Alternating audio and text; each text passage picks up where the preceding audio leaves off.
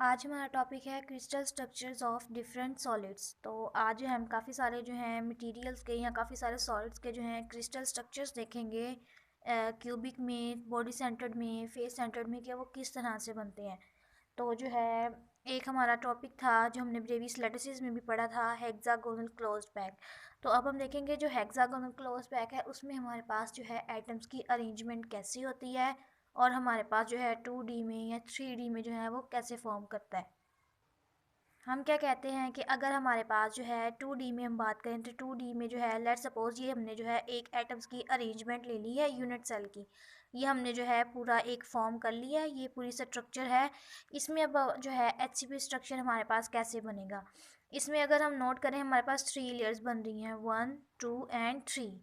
तो ये जो एटम्स की 3 लेयर्स बन रही हैं हमारे पास, इसमें जो है एक यूनिट सेल कैसे बनता है ये मैंने वीडियो सेंड की थी, उसमें बताया था कि लेयर्स में हमारे पास यूनिट सेल कैसे बनता है। अब हम देखेंगे वो सिंपल क्यूबिक था या बॉडी सेंटर था या FCC था। अब हम देखेंगे हमारे पास HCP स्ट्रक्चर कैसे बनता है। इसमें जब हमारे पास ये 3 लेयर्स आ जाती हैं, इसकी जो फर्स्ट लेयर होती है, लेट सपोज उसको हमने A बोला है, सेकेंड लेयर को हम B बोल रहे हैं, थर्ड को हम अगेन A बोलेंगे। क्यों? क्योंकि हमारे पास जो है इसमें ऑल्टरनेटिंग लेयर्स होंगी। मीन्स जो सराउंडिंग्स या जो एटम्स हमारे पास A वाली लेयर में होंगे, वही सराउंडिंग वही एटम्स दोबारा जो है हमारे पास इस वाले A में होंगे, B में नहीं होंगे।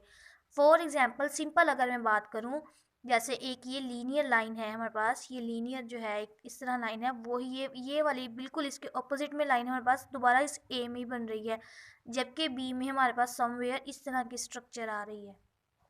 तो जो है फर्स्ट लेयर को हम क्या बोल रहे हैं, a plane can be considered as the base plane और 001 प्लेन, मतलब एक ही डायरेक्शन में 001 plane of HCP structure.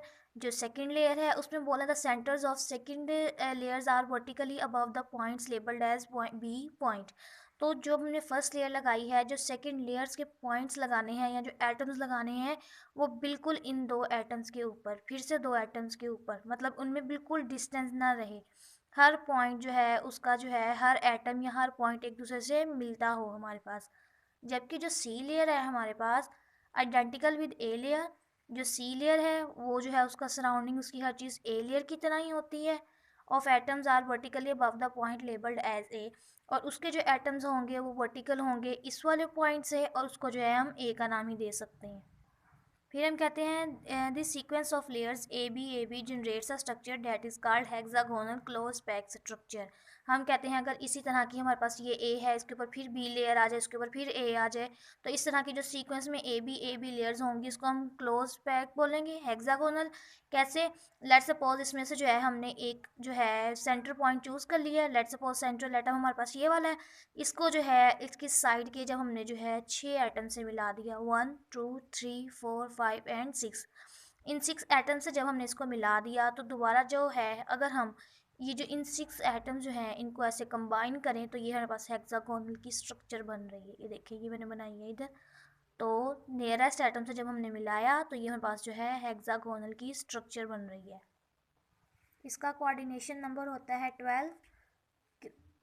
Coordination number हम बेसिकली किसे कहते थे, कॉर्नर पॉइंट्स पे जो हमारे पास जो है एक मेन पॉइंट के साथ अटैच हों। तो यहाँ पर जो हमारे पास लेटिस पॉइंट हैं वो 12 होंगे, ये इसके कॉर्नर पॉइंट 6 जो हैं वो इस साइड के और 6 जो हैं उस साइड के। तो ये जो है कोऑर्डिनेशन नंबर कितना हुआ इसका, 12। फिर हम कहते हैं in 2D very small empty places are present, this places making a triangle, so it is called voids. अब ये जो है ये हमने एक 2D स्ट्रक्चर की बात की थी। अब जो है अगर हम जो है इन तीनों की बात करें, हमने ये कहा था ना इस दो के ऊपर हमने एक पॉइंट रखना है, एक एटम रखना है, तो इनके दरमियान ये जो स्मॉल स्पेस है ये एक ट्राइंगल की शेप बना रही है। ये हर एक में जो है एक ट्राइंगल की शेप बना रही होगी। तो उसको जो है अगर हम 2D में बात कर रहे हैं तो उसको हम वॉइड्स बोलेंगे। और अगर हम 3D में बात कर रहे होंगे, इन 3D these voids are called tetrahedral voids because it is surrounded by 4 particles. तो जब हम 3D की बात करेंगे तो इसको हम टेट्राहेड्रल बोलेंगे। क्यों? क्योंकि इसके जो है यहाँ पर जो है हमारे पास एक ट्राइंगल की शेप बनी थी, लेकिन जब हम 3D में बात करेंगे तो एक और पार्टिकल आ जाएगा, यहाँ तो वो ऊपर को आ जाएगा इस साइड को, क्योंकि ये स्ट्रक्चर हमारे पास इस साइड को भी फैली हुई है, उस साइड को भी फैली हुई है।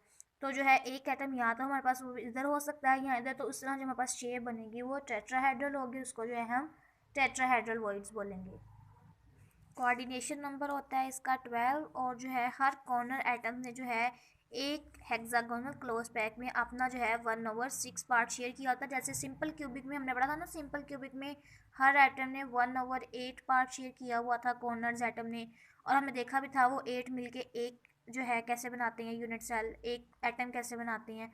तो इस तरह जो इसके कॉर्नर्स एटम हैं इन्होंने एक हेक्सागोनल स्ट्रक्चर में 1/6 पार्ट जो है शेयर किया होता है। तो 12 जो है इसका कोऑर्डिनेशन नंबर है। So 12 multiply by 1/6 is equal to 2। इसका क्या मतलब है कि अगर जो है हम हमारे पास 2 यूनिट सेल हों, अगर इन 6 को मिलाएंगे तो 1 यूनिट सेल, और अगर इस 6 को मिलाएंगे तो 1 यूनिट सेल होगा कॉर्नर एटम को। तो जो है हमारे पास जो है 2 यूनिट सेल जो है या 2 एटम 2 पॉइंट्स मिलके जो है एक हेक्सागोनल स्ट्रक्चर बनाते हैं। और अगर जो है हम इन दोनों पॉइंट्स को जो है एक ट्राइंगल या एक प्लेन लगा के, जैसे ये प्लेन लगा हुआ है ना, इसको जो है अगर हम अलग अलग करें तो ये हाफ पार्ट ये हो गया, हाफ पार्ट ये हो गया। 2 सेल्स थे हमारे पास, अगर 1/2 जो है हाफ पार्ट होता है हमारे पास इज इक्वल टू 1, तो हम क्या कहते हैं कंट्रीब्यूशन टुवर्ड्स 1 सेल, कि एक सेल जो है वो मिलकर हमारे पास जो है ना 6 जो है मिलकर हमारे पास एक सेल बनाते हैं, वो कितना है 1। नाउ अब जो है लेट्स सपोज कि ये हमारे पास जो है ए लेयर थी, ये हमारे पास जो है बी लेयर है। तो ये जो हमने इसको नीचे को स्ट्रक्चर जो है ऐसे मिलाया हुआ है ना, ये 3 लाइंस नज़र आ रही होंगी, ये भी 3 लाइंस नज़र आ रही होंगी। इन 3 लाइंस पे जो है हमारे पास ये एक ट्राइंगल स्ट्रक्चर जिसको हम बी प्लेन या बी लेयर बोल रहे हैं। तो इसका मतलब है ये हमारे पास इन 3 पॉइंट्स पे जो एटम्स होंगे उसके साथ मिल रहा होगा। तो इसका लेटेस्ट पॉइंट कितना होगा हमारे पास 3। तो जो है इस पूरे जो है हेक्सागोनल स्ट्रक्चर का जो है हमारे पास फिर कितना आ जाएगा, अगेन 2 1 और बी लेयर का 3, तो ये तो फिर से जो है हमारे पास 6 ही बन गया है। सो बी लेयर के साथ हमारे पास कितना हो जाएगा 6। अब जो है अगर हम इसकी पैकिंग फ्रैक्शन निकालना चाहें, हमने क्या कहा था पैकिंग फ्रैक्शन का फॉर्मूला क्या होता है, number of atoms multiply by volume of atom divided by total volume. तो ये जो है क्योंकि एटम को हम एज अ स्फेयर कंसिडर करते हैं, तो इधर हम जो है स्फेयर का जो है फॉर्मूला लगा देंगे वॉल्यूम फाइंड आउट करने का। नंबर ऑफ एटम्स कितने थे 6, हमने अभी निकाले हैं। और ये जो है टोटल वॉल्यूम ऑफ स्फीयर, ये जो सी जो है क्योंकि हमने वॉल्यूम लेना था, तो वॉल्यूम में जो है वॉल्यूम के इसको कहते हैं हम बेस मल्टीप्लाई बाय हाइट। तो ये जो है बेस का एरिया तो आ गया है हमारे पास। तो ये जो सी को जो है हम हाइट कंसिडर कर रहे हैं, तो इसकी जो पैकिंग फ्रैक्शन है वो कितनी आती है 74%। ये जो है पूरी डिटेल में इसकी पैकिंग फ्रैक्शन फाइंड आउट की हुई है पेज नंबर 100 जो आपके नोट्स पे है। पेज नंबर 100 पे क्वेश्चन है packing fraction of HCP structure. तो इसमें जो है ये पूरा प्रोसेस जो है सॉल्व करके कैलकुलेशंस ही हैं सिंपल, तो ये जो है कैलकुलेशंस बताई हुई हैं कि हम जो है इसकी पैकिंग फ्रैक्शन कैसे लेते हैं। नेक्स्ट जो है जिस क्रिस्टल स्ट्रक्चर को हम पढ़ने लगे हैं वो है सीजियम क्लोराइड। इसमें हम क्या कहते हैं कि जो सीजियम क्लोराइड का जो क्रिस्टल होता है वो हमारे पास बॉडी सेंटर्ड होता है। बॉडी सेंटर्ड होता है तो उसकी क्या कंडीशन है कि एक एटम जो है सेंटर में प्रेजेंट होगा हमारे पास, one ion is present at this centre and 8 nearest neighbouring distance जो है 8 कॉर्नर्स पे होंगे। The translation symmetry of caesium chloride structure is same as the cubic crystal. The caesium chloride describe the cubic crystal with basis caesium. तो इसमें जो है हमारे पास जो बेसिस होती है वो सीजियम होती है, जो बॉडी सेंटर्ड लेना है हमने, और वो जो है हमारे पास 8 क्लोराइड आइंस के साथ जो है बॉडी सेंटर्ड क्यूबिक क्रिस्टल बना रहा होगा। नेक्स्ट जो है crystal structure of NaCl। NaCl का जो क्रिस्टल स्ट्रक्चर होता है हम कहते हैं वो फेस सेंटर्ड होता है। वो कैसे होता है, the crystalline structure of sodium chloride consist of equal numbers of Na and Cl आइन such that its structure is just like face center structure and each ion is surrounded by 6 nearest neighboring ions।